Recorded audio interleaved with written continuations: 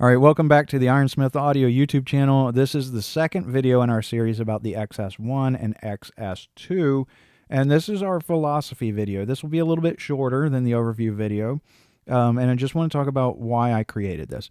I cut my teeth, back in the day on large format consoles and tape machines. Now, tape is cool. I like it, but I think honestly what we liked about tape was the compression. And you can really kind of emulate that with a good FET compressor. I think what we really miss is consoles, right? And there's a number of reasons, okay? You had continuity of preamps, right? But another thing is that, on pretty much all the console, or at least the majority of the ones I worked on the preamps and on the line inputs and line outputs, you had transformers, and transformers have a tone, right? Because of the metal that's inside of it, because of the number of windings, because of slew rate. There's a lot of things, right? The transformers slow down your audio, and they have an impression on how things sound, right? Similarly to inductors. Take Manley gear, for instance, right? Manley makes great gear. They're an industry standard for a reason.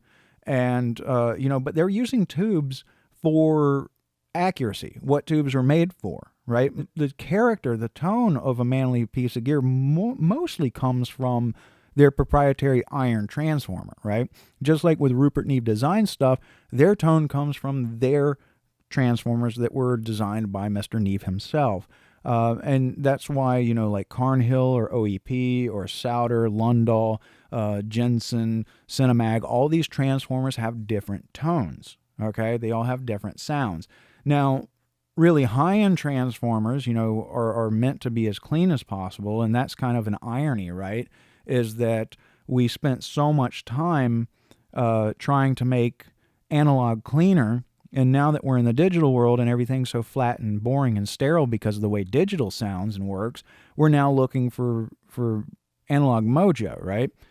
And having transformers on the inputs, mic inputs and line inputs and outputs of your consoles and preamps and all that stuff, that's where a lot of character comes from. That's why every preamp in my studio is transformer based.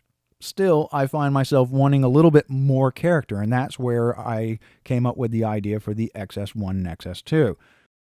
There are some other character boxes out there that are pretty cool, and I'm not disrespecting any of them, but a lot of them you need a 500 series chassis for, and some of us don't want to get into that world, right? Some of us just want to get stuff done, and that's where an XS1 and XS2 comes in handy. It's an affordable desktop single channel or dual channel passive box. There's some additional componentry inside of it. You get a little bit hotter output than you do in input. Well, significantly hotter output than you do input. And then you have your tone switching and you have your pad.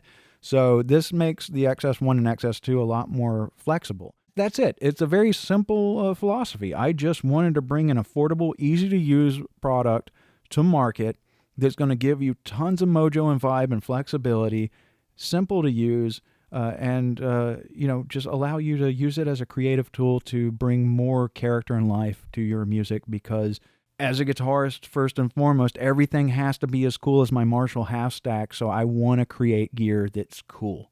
And that's where this all started with the XS1.